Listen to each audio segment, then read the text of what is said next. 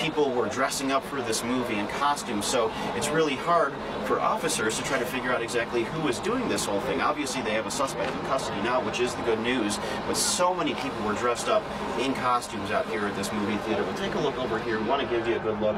What did you hear and see? Well, basically, we were out front, and then we were all standing there talking, and then next thing you know, we heard like a boom. Hi, Kevin. Hey, Kyle, we decided to move away from that area because we saw a lot of people trickling away, so we were actually able to come up. Police allowed us to come up into the parking lot, the south end of the parking lot, that they have most of it blocked off. You folks were just talking about that a short time ago, about how they need to block this off because there were concerns over devices. You hear that noise? I'm going to be quiet for a second and just listen into this noise. That alarm. That's the alarm that has been going off since around 1 o'clock in the morning when folks had to evacuate here. It just so happened that there was a 12:10 showing and that they were able to get into there. And at this point, this lady, she told me that she and her boyfriend were inside the theater, and when they were inside the theater next door, all of a sudden, an officer ran in with a gun, and he told everybody to get out of there. I want to go back live to the scene of this shooting now, that Century Theater complex in Aurora, Colorado. KUSA's Kevin Torres is there. Kevin, good morning to you. What more can you add? Well, Matt, good morning. You heard there from Pete a short time ago about the detonators, the possibility of detonators out there in the parking lot. And because of that, all the vehicles were left up there and people had to evacuate. I spoke with a man who was near the theater at the time and was outside, and he heard 50 gunshots, he said, between 50 and 60. And this happened over a period of 10 minutes. At that point, he said that herds of people just came running out of there, crying, screaming, and some people actually had blood on their faces and on their hands. Police are still up there. They're waiting to update us around 11 o'clock in the morning, although some people assume that this is going to come sooner. Of course, there are a lot of live trucks and other reporters up there waiting to see exactly what's going to happen. I can tell you, having been up there within this last half hour, that it is still a very active scene. You see police officers going from vehicle to vehicle, just looking around in the area. A lot of investigators up there checking to see exactly what is going on up there. I think the predominant suspicion at the moment is that it is lightning caused. And that's exactly what it is at this point, is suspicion, but we have heard from law enforcement that is something that they are currently looking into as to whether or not it was lightning strike. A lot of folks in this area who live across the street, who I just interviewed a short time ago, said that they saw lightning in that direction earlier today. Obviously, with how dry it is out here and how hot it is, that would certainly cause this thing to light up. But I got to tell you something, this was not like this when I got here about 45 minutes ago. 9 News reporter Kevin Torres has been at the school this afternoon, and we are joined by Kevin now. Hey, Kevin. Hey, Adele, the latest here is that there are about 25 to 40 students still inside Stony Creek Elementary School right now. We're told the majority of them are inside the library. There are about 6 detectives in there interviewing them, and one of those students who was interviewed is here with me now. You were about 10 feet away from the gunman when he pulled the trigger. Tell me in detail what went through your mind and what you saw. Well, you know, Kathy, some say that they've already seen 5-foot snowbanks. Now, it's no surprise here. I'm one of the shortest guys in the newsroom, only about 5'6", so I needed a ladder to explain this to you. By the end of the week, folks in Crested Butte and other mountain towns at high elevation could see 6 feet of snow. Now, that is a conservative estimate. In fact, we wanted to show you in the front of our live truck just how much of it has come down, maybe about a ½ inch in the last hour or so, but this is how much of it we're seeing right here. It is so slushy on the ground that our own photojournalist, my buddy Kevin Sullivan, who's manning the camera right now, slipped and actually fell. So watch yourself. And Kevin, are you doing fine? Just nod if you're doing fine. He's doing fine. Rebecca was a very smart girl. We tend to define a person by the way they live their life. She was very creative. Not so much how they did it. The how never bothered her. But what they did with it. It was the what or the who. She just did. Rebecca Wingo lived a carefree life. She lived the most blessed life of anyone I know. Her mother says her children really helped shape the person she ultimately became. Rebecca was the fun mom. She was the fun mom. It was constant, I love you. No, I love you more. Oh my gosh. You just can't even talk about the love between those 3 people. Love. I got a call at 4:30 in the morning from my son-in-law. We got another person outside shot in the leg, a female. It's what brought Shirley out to search for her daughter Friday morning when we first met her. Okay. When she first thought her daughter was still alive. I think it's serious, Rob. I think it's serious. I think she's been shot. We'll find where they're going to be. Hours had passed, and Shirley began to realize what many parents couldn't bear to imagine. She was notified at a meeting around 4 o'clock. And we were told there that Those of us in that room weren't going to find our relatives and loved ones because they had actually been in the theater all day and were being collected as we spoke and taken to the coroner's office. There are many things Shirley wishes she could let go of. And mostly just to not miss her so much, because we do. But what she will never forget is what she recently learned, to not define her daughter's character by life, but what she did leading up to her death. Rebecca was facing her shooter. And that's Rebecca. That's Rebecca. If you're gonna shoot me, you're gonna look at me and do it.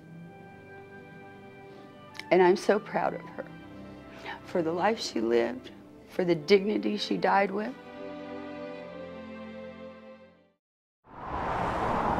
Oh, geez, look at that. Yeah, no, that's that tree going right there. It was hot. That ground got probably 1,000, 1,500 degrees like that. Hefty. Look, oh my gosh, that's like 200-foot flames, 250-foot flames. And downright hungry. It looked like somebody dropped a bomb up there. Have forced folks to spew out those 3 simple words. Oh my gosh. What's that? Oh my gosh. That's right. It's like she's working everything coming up the mountain and just burning up all the fuel. In between his bouts of boredom, Dan Hartwell would reignite with excitement. Here we go. Every time the mountain coughed up a 100-foot flame. That was a wall of fire, literally. For the most part, firefighters said it hovered around 150 to 200 acres during the late evening hours, which eventually led to pre-evacuation orders. About 50 people were put on standby. Smoke, incredible smoke. While others stood around and watched. The #1 priority right now is public and firefighter safety, and also structure protection. So that's what they're focusing on right now. It didn't gradually creep. All that was on fire within a couple minutes. As for Dan, his eyes were glued on the spectacular show going on the side of the mountain, including what looked like a tornado, twisting up flames, forest, and a fog of smoke. Just the heat signature alone caused that whole lower part to just catch fire. It's not the easiest sight for people who live around here to take in, but anyone who saw it couldn't help but lock their eyes on it. It's extremely sad to see. I've never seen fire move so fast. It danced with the wind. I thought the propane tank was going to go. And took a hard spill outside the home of Lori Miller's grandma. I don't know, Grandma. Won't be seeing you looking through the windows at us no more. Oh, I tell you, it was a bad deal. Any way you look at it, it was bad. Bad doesn't begin to describe it. We could hear all the ammunition going off. Oh, yeah? And that's when we were out. I don't think it's safe. It smelled like gunpowder so much, and we could hear shells going off. I'm like, okay, you don't know if it's going to go ping, ping, ping, ping this way. The horses out back hoofed it. If they would have been under the loafing shed, they would have been gone. Just as fast as Florence and her family evacuated. Oh, there comes a plane over. He's probably going to take a picture. No matter what angle you look at it, you'll never know what was truly lost. You lived here a long time, didn't you? Oh, yeah. Whole life. We probably was here for better than 70 years here. 70 years, jeez. 7 decades worth of memories were made here. Weddings happened. Grandma's rings are in there somewhere. And loved ones were lost. I tell you, if he would have been here and seen what, he just would have passed out. It would have just killed him. Because he couldn't have took it. It's hard to say goodbye to something that is already gone. But that wire was down. We knew it was live, so we tried to go through there, and the posts were burning. Now it's about holding on to what is left. Family. I don't know. It was something. With photojournalist Kevin Sullivan in Yuma. Oh, man, it was unbelievable. This is Kevin Torres, 9 News.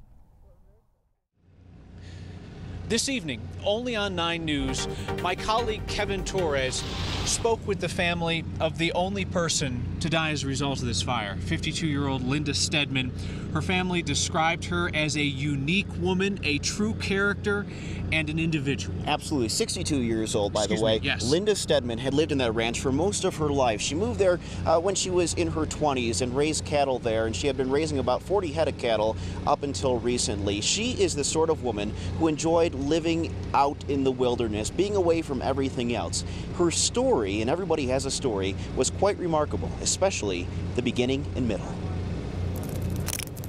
Our story begins outside, because that's where Linda loved to be. I think she was born during the wrong era. I think really she was in her heart a mountain woman.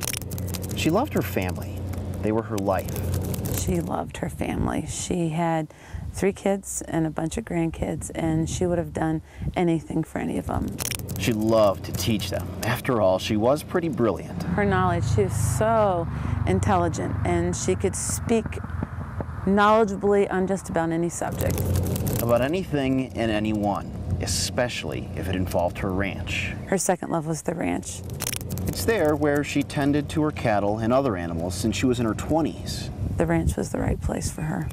Saturday morning, the family was transferring the cattle to U.S. Forest Service land when they noticed the smoke. She could see the fireball was there. You just think that if a fire is going to happen, that you're going to have enough time to grab things to protect what is yours, and you don't.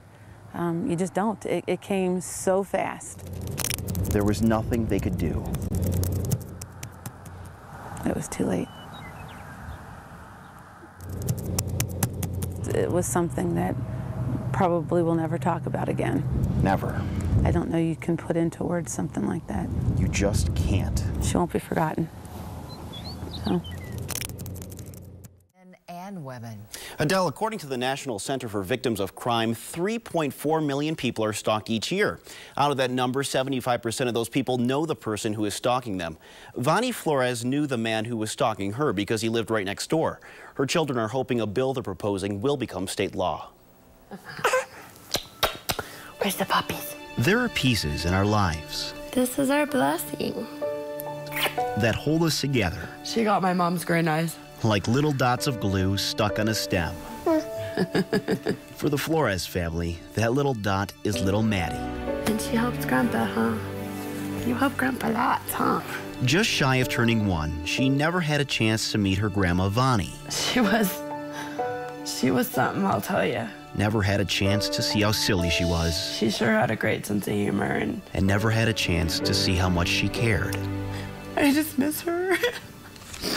Lots of struggle for me, not being able to share her with my mom. There are many things Dawn would like to share with her mom now, but on one July day back in 2010, her mother was taken away from her. She was taken for the most horrible reason. And a man named Robert Medina had stalked Vani for years. He lived right next door to her. my mom lived in fear for 5 years before we knew that she could get help, and then it didn't help her. When police eventually arrested Medina for stalking, he was held in jail for 3 hours before he bonded out. He never had to go before a judge. On top of that, the courts never told Vani about getting a restraining order. She found that out on her own a few days later. He killed her before he got to court for the restraining order. So there was a hole, and so now we're trying to close that hole. How they're going to close that hole is by presenting a bill to the state legislature, which would make stalking as serious a crime as domestic violence. You get a domestic violence charge, you're in jail until you see a judge and there's a restraining order. This is a battle. I don't want people to have to live the daily life that we live now without my mom. A battle Vani's children don't plan to lose. I want them to be able to trust in the legal system. Directly after Vani's death, her family blamed the district attorney in Lake County for not helping protect her enough. Immediately after, he changed the stalking laws in Lake County to make a suspect go before a judge, stay in jail for a period of time, as well as provide the victim with a restraining order.